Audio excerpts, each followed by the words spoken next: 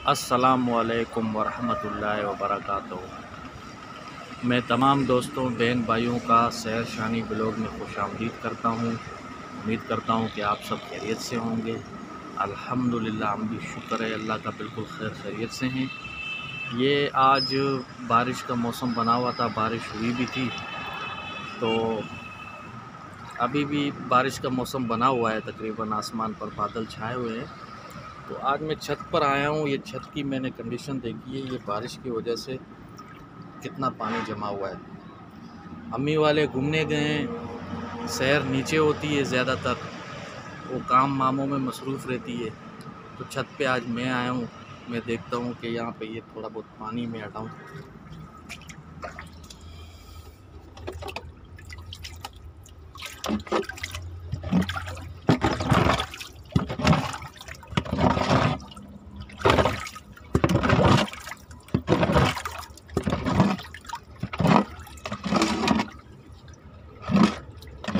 पानी जा रहा है।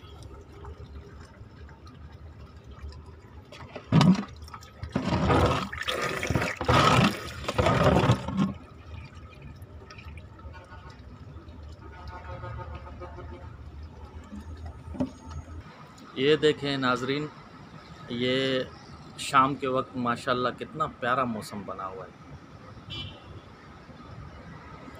और इस मौसम में ख़ास तौर पर पकोड़े खाने का मज़ा ही अलग होता है। तो अभी चलते हैं नीचे और देखते हैं कि सैर ने पकोड़े बनाए हैं या बनाने की तैयारी कर रही है। जी तो नाजरीन, तकरीबन पकोड़े तैयार होने वाले हैं 5-10 मिनट में। सैर ने पहले से ही मसाले वगैरह बना के तैयार किया हुआ था और अभी 5-10 मिनट में पकोड़े तैयार हो जाएंगे। अस्सलाम वालेकुम माय यूट्यूब फैमिली। उम्मीद करती हूँ सब ठीक होंगे। अल्लाह का शुक्र है मैं भी ठीक हूँ। जैसे कि इन्होंने बताया कि मौसम बारिश का था और बारिश हुई भी है और मज़ीद होगी। तो आप लोगों को पता है कि बारिश को मद्देनज़र रखते हुए पकोड़े तो बनाना हमारा बहुत ज़रूरी होता है, क्योंकि हमें घर वालों को पसंद भी है। तो मैंने जो है जल्दी जल्दी पकोड़े का मसाला तैयार करके और पकोड़े बनाने मैंने डाल दी है कढ़ाई में। अब जब ये फ्राई होंगे अच्छे तरीके से तो फिर मैं आपको बताऊंगी कि इसके बाद जो है मैं क्या फ्राई करूंगी। तो पहली शिफ्ट जो है पकोड़ों की वो हमारी तैयार हो गई है। अब मैंने यहाँ पे आलू थोड़े से फ्राई करने रखे हैं।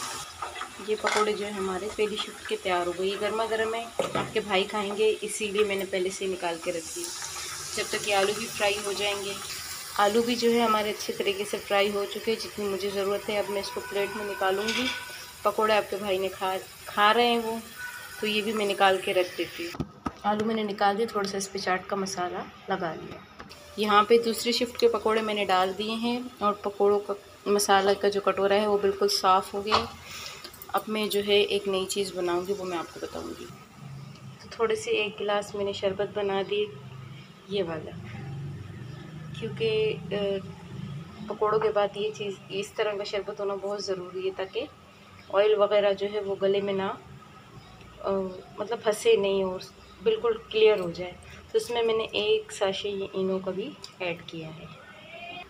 ये थोड़ा सा शरबत मेरे लिए बचा है।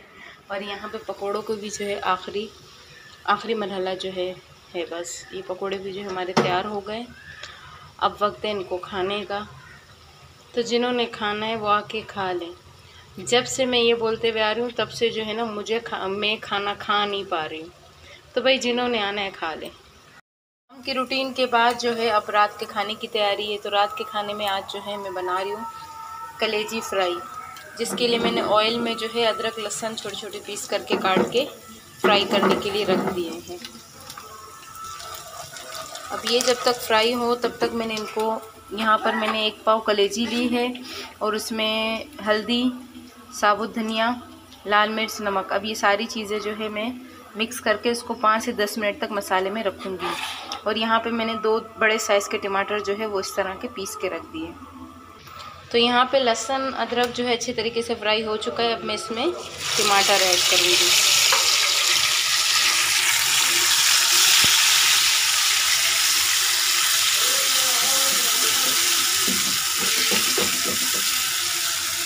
और इसको मैं अच्छे तरीके से फ्राई करती रहूँगी। यहाँ पे मैंने मसाला लगा कर रख दिया कलेजी को। तो इसको मैं अच्छे तरीके से फ्राई करूँगी। इस तरह एक मरतबा ट्राई ज़रूर करना कलेजी अपने घर में बनाकर। इसमें यह है कि टमाटर का जो टेस्ट है ऑयल में फ्राई होने की वजह से माशाल्लाह बहुत उठा और मतलब जायकेदार टेस्ट आता है। अब इसको मैं उस वक्त तक फ्राई करूँगी जब तक कि अच्छी तरीके से फ्राई ना हो जाए, ऑयल जो है ऊपर ना आ जाए। मसाला जो है हमारा तकरीबन अच्छे तरीके से फ्राई हो चुका है। अब इसको भी है 10 मिनट हो चुके हैं, तो अब मैं ऐड करूँगी कलेजी जो मैंने मसाला लगाया था। अब इसको मैं मिक्स करूँगी। मसाले में मैंने अच्छे तरीके से कलेजी को मिक्स कर लिया। अब मैं इसको आधे घंटे तक ढककर पकाऊंगी, तो इसका जो लुक आएगा वो मैं आपसे शेयर करूँगी। तो आए देखते हैं कि खाना जो है हमारा रात का तैयार हुआ है या नहीं। अल्हम्दुलिल्लाह कलेजी जो हमारी अच्छे तरीके से फ्राई हो चुकी है, अच्छे तरीके से मसाले में भून चुकी है। तो इसी के साथ हम अपनी वीडियो को करते हैं एंड। अपना बहुत सारा ख्याल रखना, दुआ में हमें भी याद रखना। अल्लाह हाफिज़, अल्लाह निगहबान।